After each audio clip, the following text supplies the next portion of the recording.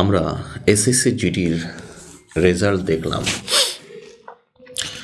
সেখানে আমার বাংলার প্রচুর ছাত্রছাত্রী ভাই বোনেরা তারা সফল হলেন।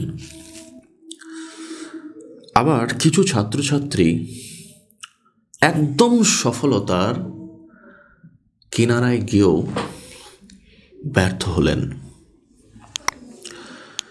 যার মধ্য দিয়ে তারা প্রচুর কষ্ট পাচ্ছেন, প্রচুর দুঃখ পাচ্ছেন যে এই বুঝি আমাদের জীবন শেষ হয়ে গেল, আমরা জীবনে আর কোনো দিন জব পাবো না। আমি বলি ভাই ও বোনেরা আমার, একদমই নয়, একদমই নয়। এই ব্যর্থতার মধ্য দিয়েই আপনাদের সফলতা খুঁজে পেতে হবে।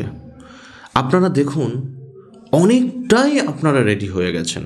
অনেকেই দেখুন রিটেন পরীক্ষাতেই বাদ চলে গেছিল, অনেকেই মেজারমেন্টে বাদ চলে গেছিল, অনেকেই ভেরিফিকেশনে বাদ চলে গেছিল, অনেকেই রিমেডিকেলে বাদ চলে গেছিল। প্রিয় ছাত্রছাত্রী ভাই বোনেরা, যেহেতু আপনারা কাছাকাছি গিয়ে বাদ গেছেন, তাই আপনাদের দুঃখের মাত্রাটা অনেকটা বেশি হবে। গত বছরে আমার একজন ছাত্র ভাই উত্তম, সে রিমেডিকেলে বাদ গেছিল, তার কি কষ্ট সেটা আমি বুঝি। কিন্তু আমার ভাই এবছরে কিন্তু সে সফল হলো। ঠিক একইভাবে আপনারা যারা এবার ব্যর্থ হলেন, আগামী দিনে আপনারাও কিন্তু সফল হবেন। তাহলে এই সফল হতে গেলে আপনাকে কি করতে হবে?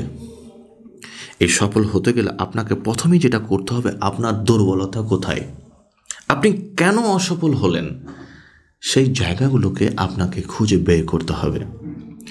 আপনি চেষ্টা করুন আপনার প্রিয় স্যারের কাছে গিয়ে মন খুলে আপনি কথাগুলো বলুন। আপনি লুকিয়ে থাকবেন না, আপনি বাড়িতে বসে থাকবেন না। এই ব্যর্থতার মধ্য দিয়ে আপনাকে ঘুরে দাঁড়াতেই হবে।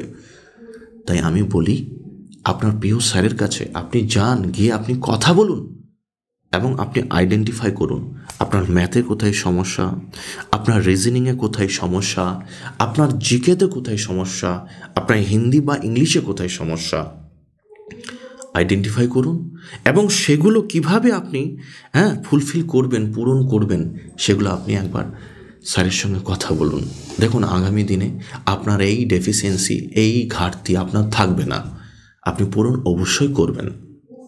এবার চলে আসুন, আমার যে সকল ভাই বোনেদের বয়স শেষ হয়ে গেল, আপনাদের কষ্টটা আরও বেশি।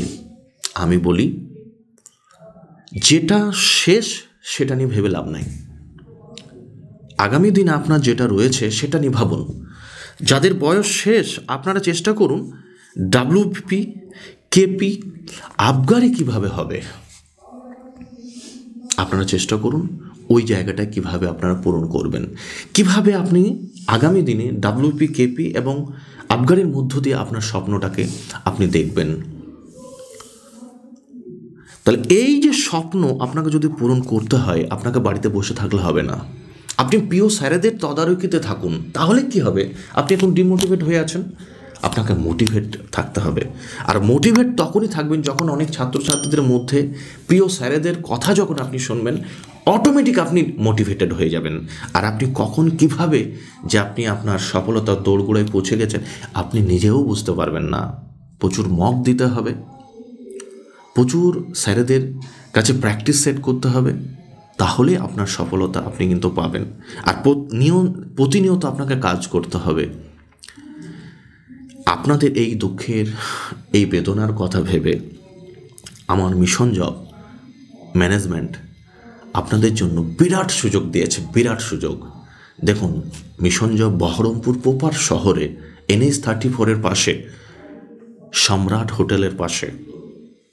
সুতরাং এই শহর, পোপার একটা শহরে আপনাকে পঠন পাঠন যদি আপনি করতে চান, আপনি দ্রুত আসুন।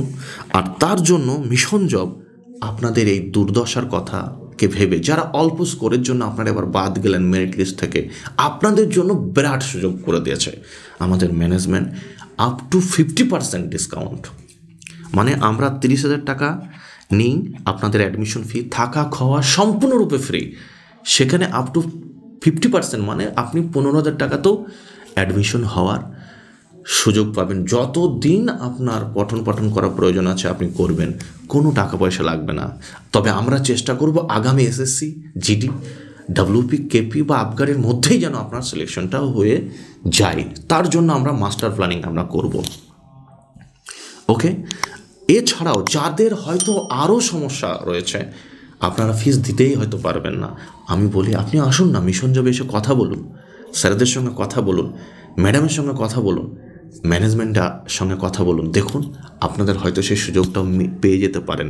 সুতরাং দ্রুত আপনি আসুন, এসে মিশন জবের যে শ্রেষ্ঠ যে গাইডেন্স, সমীর স্যারের যে গাইডেন্স, সেটা আপনারা গ্রহণ করুন। আমি আশা করব এই গাইডেন্সের মধ্য দিয়ে আপনার এবং আপনার বাবা মার স্বপ্ন অবশ্যই পূরণ হবে।